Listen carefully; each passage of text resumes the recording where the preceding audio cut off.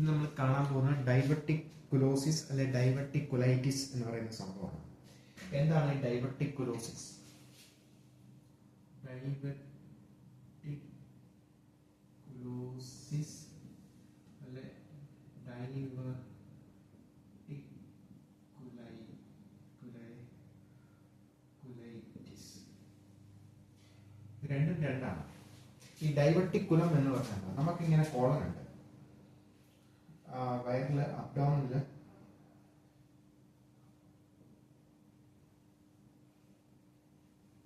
ഇങ്ങനെ കോളൻസ് ഉണ്ട്.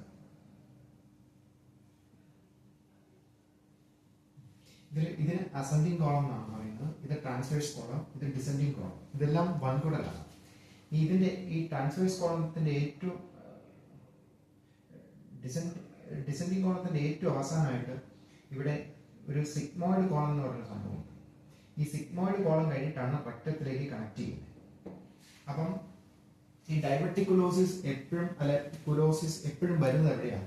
ഈ സിഗ്മോയിഡ് റീജിയൻ, അതായത് ലെഫ്റ്റ് സൈഡിലാണ് ഇത് എപ്പോഴും നമുക്ക് സംഭവിക്കാറുള്ളത്. ഇത് റൈറ്റ് സൈഡാണ്, ലെഫ്റ്റ് സൈഡിലാണ് നമുക്കിത് സംഭവിക്കാറുള്ളത്. ഇത് ലെഫ്റ്റ് റീജിയൻ ആണ്. ഈ ഡൈവർട്ടിക്കുലം എന്ന് പറയുന്നത് ഈ ഗ്യാപ്പിന്, ഈ കുടൽ ഇങ്ങനെയാണ് കിടക്കുന്നത് സാധാരണ. അപ്പം ഇങ്ങനെയാണ് കിടക്കുന്നത്. ഇതിനാണ് ഈ ഡൈവർട്ടിക്കുല എന്ന് പറയുന്നത്. ഈ ഡൈവർട്ടിക്കുല എന്നാണ് ഇതിന് പറയുന്നത്. അപ്പം ഇതിലുണ്ടാകുന്ന ഔട്ട് പൗച്ചിങ് ആണ്. മനസ്സിലായോ? ഔട്ട് പൗച്ചിങ് എന്ന് പറഞ്ഞാൽ ഈ ഭാഗം നമ്മൾ നല്ല സ്ട്രെസ് എടുക്കുമ്പോൾ, സ്ട്രെയിൻ എടുക്കുമ്പോൾ ഈ ഭാഗം പുറത്തേക്ക് തള്ളി ബൾജിങ്ങോ അല്ലെ ഔട്ട് പൗച്ചിങ്ങോ എന്നാണ് പറയുന്നത്. ബൾജിങ്ങോ അല്ലെ ഔട്ട് പൗച്ചിങ്ങോ ആണ് ഇതിന് പറയുന്നത്. ഇങ്ങനെ തള്ളുന്നത് കണ്ടില്ല, ഇവിടം വരെ സാധാരണ ഉള്ളു, അത് അല്ലെ ഇവിടം വരെ ഇത് സാധാരണ ഉള്ളു, ഇവിടെ ഒരു മുഴ പോലെ പുറത്തേക്ക് തള്ളി. ഇതാണ് ഡൈവർട്ടിക്കുലോസിസ്. ഇനി ഇതിന് എന്തെങ്കിലും ഇൻഫെക്ഷൻ വരുവാണ്, കാരണം സ്വാഭാവികമായിട്ട് ഫീക്കൽ മാറ്ററാണ് ഇതിലെ വരുന്നത്. അത് ഇതിന്റെ അകത്തോട്ട് കയറിയിരുന്ന് ഇവിടെ ഒബ്സ്ട്രക്ഷൻ ആയിട്ട് ഇൻഫെക്ഷൻ വന്നു കഴിഞ്ഞാൽ ബാക്ടീരിയയും വൈറസും ഒക്കെ ഇതിനകത്തുണ്ടല്ലോ നമ്മുടെ മോഷനകത്ത്. അപ്പം ഇതിനകത്ത് കയറി ബാക്ടീരിയ റിയാക്ഷൻ നടന്ന് ഇവിടെ ആപ്സിസ്, ഇവിടെ ഇൻഫെക്ഷൻ ആയി കഴിഞ്ഞാൽ ഡൈവർട്ടിക്കുലൈറ്റിസ് എന്ന് പറയും. മനസ്സിലായോ? ഇതാണ് സംഭവം. അപ്പം ഇതിന്റെ സൈൻസ് ആൻഡ് സിംറ്റംസ്, ഇത് ഉണ്ടായി എന്നതിന്റെ സൈൻസ് ആൻഡ് സിംറ്റംസ് അധികം വലിയ കാര്യമായിട്ടൊന്നുമില്ല. കാരണം നമുക്ക് ചെറിയ ഇതിന്റെ മെയിൻ കാരണം കോസാണ് നമ്മൾ അറിയേണ്ടത്. നമ്മൾ ഓർത്തോണം, ഇത് ഉണ്ടാകാൻ ഒരൊറ്റ കാരണമുള്ള കോൺസ്റ്റിപ്പേഷന്റെ സമയത്ത് എന്താ സംഭവിക്കുന്നത്? നമ്മൾ മോഷൻ പാസ് ചെയ്യാനായിട്ട് കൂടുതൽ സ്റ്റെയിൻ ചെയ്യുമ്പോൾ ഈ സിഗ്മോയിഡ് റീജിയനിലാണ് ഇതിന്റെ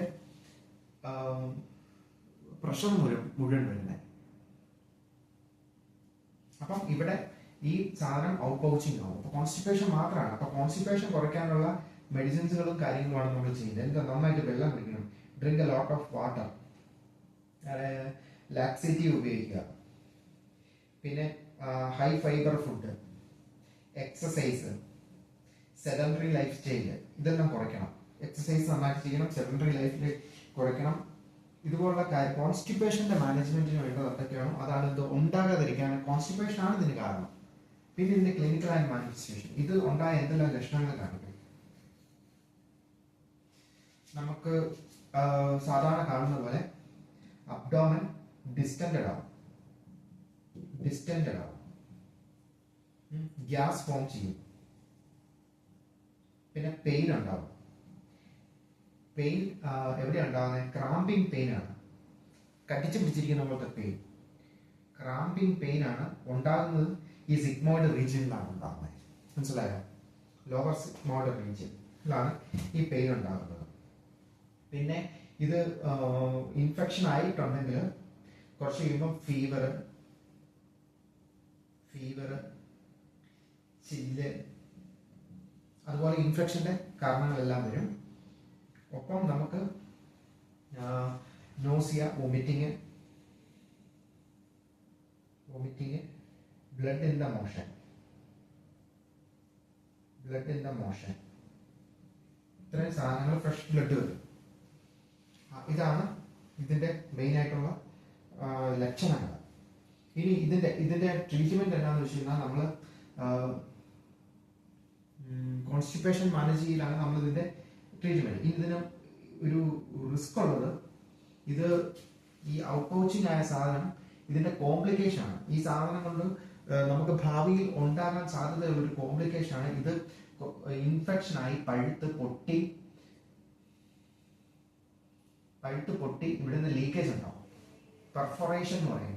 അതായത് ഇതിന്റെ ഈ വോളിൽ നിന്ന് ഇത് മസിൽ ലെയറിനെ പൊട്ടിച്ചുകൊണ്ട് പുറത്തേക്ക് ചാടി കഴിഞ്ഞാൽ പെർഫോറേഷൻ എന്ന് പറയുന്ന സംഭവം ഉണ്ടാവും. പെർഫോറേഷൻ ഉണ്ടായി കഴിഞ്ഞാൽ എന്നാ പറ്റും? നമ്മൾ അടുത്ത സംഭവം പെരിറ്റോണൈറ്റിസ് ആണ്. പെരിറ്റോണിയത്തിലേക്കാണ് ഈ ഫീക്കൽ മാറ്റർ എല്ലാം പോകുന്നത്. പെരിറ്റോണൈറ്റിസ് ഉണ്ടാവും, ഇൻഫെക്ഷൻ ഉണ്ടായി, സെപ്റ്റിക് ഷോക്ക് ഉണ്ടാവും, ആൾ മരിച്ചു പോകും, ഡെത്ത്. ഇതാണ് ഇതിന്റെ കോംപ്ലിക്കേഷൻ. അപ്പൊ ഇത് വരാതിരിക്കാനായിട്ട് നമ്മൾ കോൺസ്റ്റിപ്പേഷൻ ഒഴിവാക്കുക എന്നുള്ളതാണ് ഏക സൊല്യൂഷൻ. ഇനി ഇത് പെർഫറേഷൻ ഒരു പ്രാവശ്യം സംഭവിച്ചു കഴിഞ്ഞാൽ എന്ത് പറ്റും? നമ്മൾ അനസ്തമോസിസ് ചെയ്യേണ്ടി വരും. ഈ പൊട്ടിപ്പോയ ഭാഗം ഇവിടുന്ന് കട്ട് ചെയ്ത് അനസ്തമോസിസ് ചെയ്ത് നമ്മൾ കോളസ്റ്റമി എന്ന് പറയുന്ന